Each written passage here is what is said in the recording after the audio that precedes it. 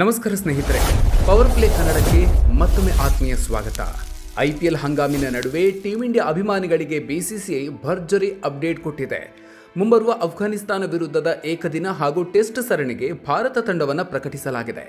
ಯುವ ಆಟಗಾರ ಶುಭ್ಮನ್ ಗಿಲ್ ಕೈಗೆ ತಂಡದ ನಾಯಕತ್ವ ನೀಡಲಾಗಿದ್ರೆ ಕನ್ನಡಿಗ ಆಟಗಾರನಿಗೆ ದೊಡ್ಡ ಜವಾಬ್ದಾರಿ ನೀಡಲಾಗಿದೆ. ಹಾಗಾದರೆ ಅಫ್ಘಾನಿಸ್ತಾನ ವಿರುದ್ಧದ ಸರಣಿಯಲ್ಲಿ ಸ್ಥಾನ ಪಡೆದಿರೋ ಆ ಹೊಸ ಮುಖಗಳು ಯಾರು? ಟೆಸ್ಟ್ ತಂಡದ ವೈಸ್ ಕ್ಯಾಪ್ಟನ್ ಆಗಿದ್ದ ರಿಷಬ್ ಪಂತ್ ಅವರನ್ನು ಆ ಜಾಗದಿಂದ ಕೆಳಗಿಳಿಸಿದ್ಯಾಕೆ? ಜಸ್ಪ್ರೀತ್ ಬೂಮ್ರಾ ಮತ್ತು ಜಡೇಜಾ ಅವರನ್ನು ತಂಡದಿಂದ ಕೈಬಿಟ್ಟಿರೋದು ಯಾಕೆ? ಬನ್ನಿ ಇವತ್ತಿನ ವಿಡಿಯೋದಲ್ಲಿ ಟೀಮ್ ಇಂಡಿಯಾದ ಈ ಹೊಸ ಸ್ಕ್ವಾಡ್ನ ಡೀಟೇಲ್ಸ್ ನೋಡೋಣ. ವಿಡಿಯೋ ಶುರು ಮಾಡೋದಕ್ಕೂ ಮುನ್ನ ನೀವಿನ್ನು ನಮ್ಮ ಪವರ್ ಪ್ಲೇ ಕನ್ನಡ ಯೂಟ್ಯೂಬ್ ಚಾನಲ್ಗೆ ಸಬ್ಸ್ಕ್ರೈಬ್ ಆಗಿಲ್ಲ ಅಂದರೆ ಈಗಲೇ ಸಬ್ಸ್ಕ್ರೈಬ್ ಆಗಿ, ಹಾಗೆ ಪಕ್ಕದಲ್ಲೇ ಇರೋ ಬೆಲ್ ಐಕಾನ್ ಪ್ರೆಸ್ ಮಾಡಿ.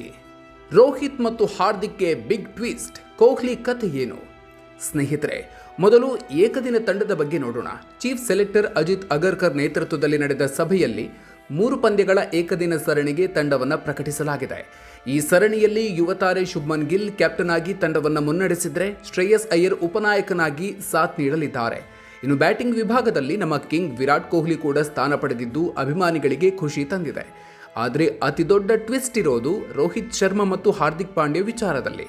ಹೌದು, ಈ ಇಬ್ಬರು ಆಟಗಾರರ ಹೆಸರನ್ನ 15 ಜನರ ಸ್ಕ್ವಾಡ್ನಲ್ಲಿ ಹೆಸರಿಸಲಾಗಿದೆ. ಆದರೆ ಅಜಿತ್ ಅಗರ್ಕರ್ ಹೇಳಿರುವ ಪ್ರಕಾರ ರೋಹಿತ್ ಮತ್ತು ಹಾರ್ದಿಕ್ ಫಿಟ್ನೆಸ್ ಟೆಸ್ಟ್ ಪಾಸ್ ಆದ್ರೆ ಮಾತ್ರ ಅವರಿಗೆ ಆಡುವ ಬಳಗದಲ್ಲಿ ಅವಕಾಶ ಸಿಗಲಿದೆ. ಸ್ನೇಹಿತರೆ, ಏಕದಿನ ತಂಡದಲ್ಲಿ ಕೆಎಲ್ ರಾಹುಲ್ ಮತ್ತು ಇಶಾನ್ ಕಿಶನ್ ವಿಕೆಟ್ ಕೀಪರ್ಗಳಾಗಿ ಸ್ಥಾನ ಪಡೆದಿದ್ದಾರೆ.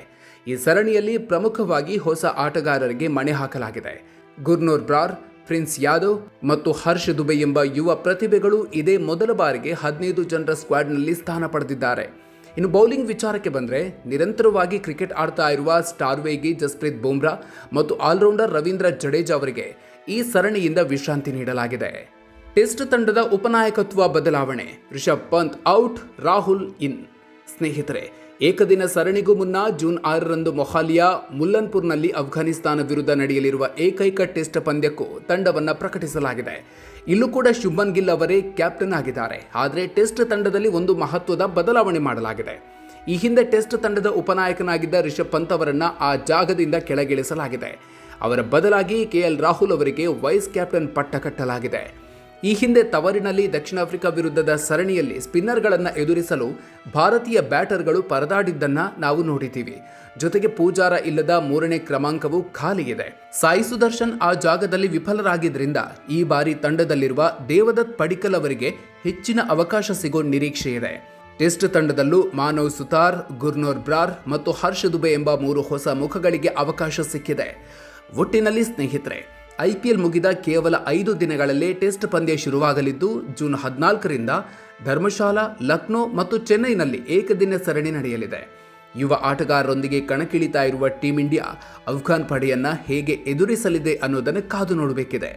ಈ ಬಗ್ಗೆ ನೀವೇನು ಹೇಳ್ತೀರಿ? ಶುಭ್ಮನ್ ಗಿಲ್ ನಾಯಕತ್ವದಲ್ಲಿ ಟೀಂ ಇಂಡಿಯಾ ಗೆಲ್ಲುತ್ತಾ? ರಿಷಬ್ ಪಂತ್ ಬದಲಾಗಿ ಕೆಎಲ್ ರಾಹುಲ್ಗೆ ವೈಸ್ ಕ್ಯಾಪ್ಟನ್ ಪಟ್ಟ ಕಟ್ಟಿರೋದು ಸರಿನಾ? ಕಮೆಂಟ್ ಬಾಕ್ಸ್ನಲ್ಲಿ ನಿಮ್ಮ ಅಭಿಪ್ರಾಯವನ್ನು ತಪ್ಪದೆ ಹಂಚಿಕೊಳ್ಳಿ. ಈ ಸ್ಪೋರ್ಟ್ಸ್ ಅನಾಲಿಸಿಸ್ ವಿಡಿಯೋ ನಿಮಗೆ ಇಷ್ಟ ಆಗಿದ್ರೆ ಈಗಲೇ ಲೈಕ್ ಮಾಡಿ, ಹಾಗೂ ಪ್ರತಿಯೊಬ್ಬ ಕ್ರಿಕೆಟ್ ಅಭಿಮಾನಿಗೂ ವಾಟ್ಸಪ್ನಲ್ಲಿ ಶೇರ್ ಮಾಡಿ.